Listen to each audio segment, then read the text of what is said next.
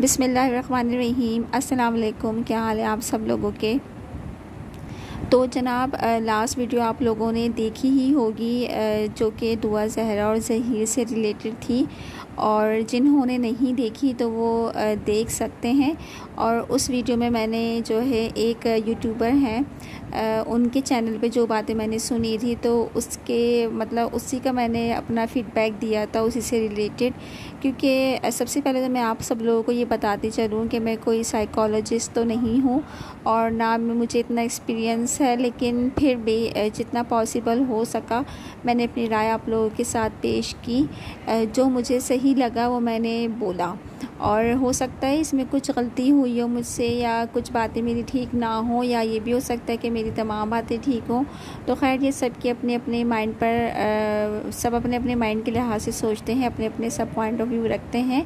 तो मेरी जो थिंकिंग थी वो मैंने आप लोग के साथ शेयर की। अच्छा, आज जो वीडियो मेरी है आज भी दुआ ज़हरा से ही रिलेटेड है, क्योंकि कल जो हुआ था वो ये हुआ था कि कहा जा रहा था कि कुछ यूट्यूबर्स गए हैं दुआ ज़हरा जहाँ ठहरी हुई थी उनके घर पर, और वहाँ जो लेडीज़ थी उनको जो है पैसे खिलाए हैं और उनको रिश्वत दी गई है ताकि उन यूट्यूबर्स को ने जो भी बोलना कहलवाना चाह रहे हैं उन खातून से वो कहें वो।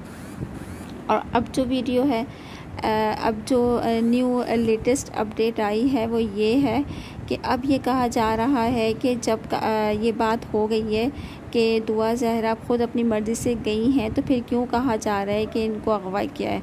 अच्छा, सबसे पहले तो मैं अभी ये वीडियो में जो कुछ चल रहा है उसके बारे में आपको बता दूं।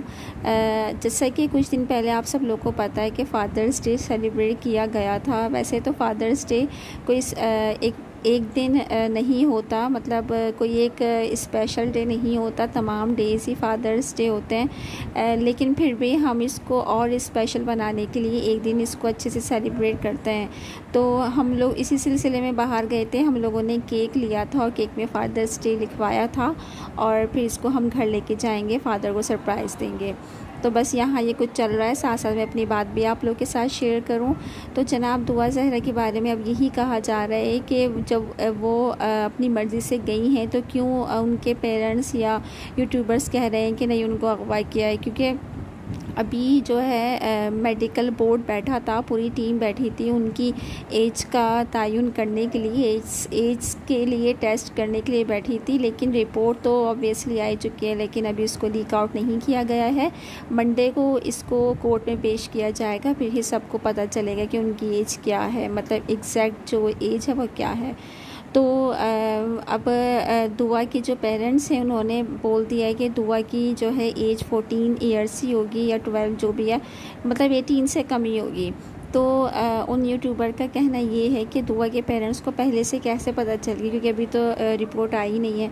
तो देखिए, मैं इस बात का जवाब आपको ये दूंगी कि उनके पेरेंट्स इस वजह से उनको रिपोर्ट का नहीं पता चला या रिपोर्ट लीक आउट नहीं हुई है, बल्कि वो फादर हैं, उनके पेरेंट्स हैं, वो उनको 100% श्योर है, उनके पास सबूत है, वो उनके पेरेंट्स हैं, उनको पता है कि वो कितने साल की है, इसलिए और उनको उस मेडिकल टीम पर ट्रस्ट भी है, पूरी जो मेडिकल बोर्ड बैठा था उस पर ट्रस्ट है, और अपने अल्लाह पर, खुदा पर यकीन है कि इस दफ़ा जो भी फ़ैसला होगा वो उनके हक़ में होगा। इस वजह से इस बात को रखते हुए वो कह रहे हैं कि मेरी बेटी की एज उतनी ही आएगी जितनी हम कह रहे हैं। अच्छा, दूसरी बात, उन यूट्यूबर ने मज़ीद ये कहा कि दुआ के जो फादर हैं वो मुझे साइको लग रहे हैं। सबसे पहले तो उनके दिमाग का इलाज करवाना पड़ेगा, क्योंकि वो बार बार एक ही बात रिपीट किए जा रहे हैं। तो देखें, जब किसी पेरेंट्स पे जब ये वाले सिचुएशन बीतती है ना, तो उनसे ज़्यादा कोई नहीं समझ सकता कि उन पे कैसे हालात गुजर रहे होंगे। उनके घर का सोना, उठना, बैठना, खाना पीना, ये वही अंदाज़ा कर सकते हैं उन पे जो बीत रही है ना, कि उनकी बेटी उनकी औलाद उनसे दूर है, कितने महीने हो चुके हैं, और पूरे सोशल मीडिया पे ये बात वायरल हुई हुई है।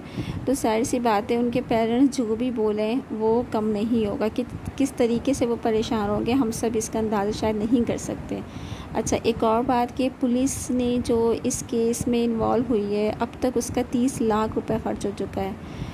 तो देखें, इससे हमें कोई गर्ज नहीं होनी चाहिए कि पुलिस के कितने पैसे खर्च हो चुके हैं, बस हमें ये हम सबको मिलकर ये दुआ करनी चाहिए कि दुआ ज़हरा जहाँ भी है जल्द अपने पेरेंट्स को मिल जाए, और जो भी रिपोर्ट आए वो बिल्कुल ठीक है, अल्लाह ताला जो है दुआ ज़हरा के पेरेंट्स के हक़ में फ़ैसला करे।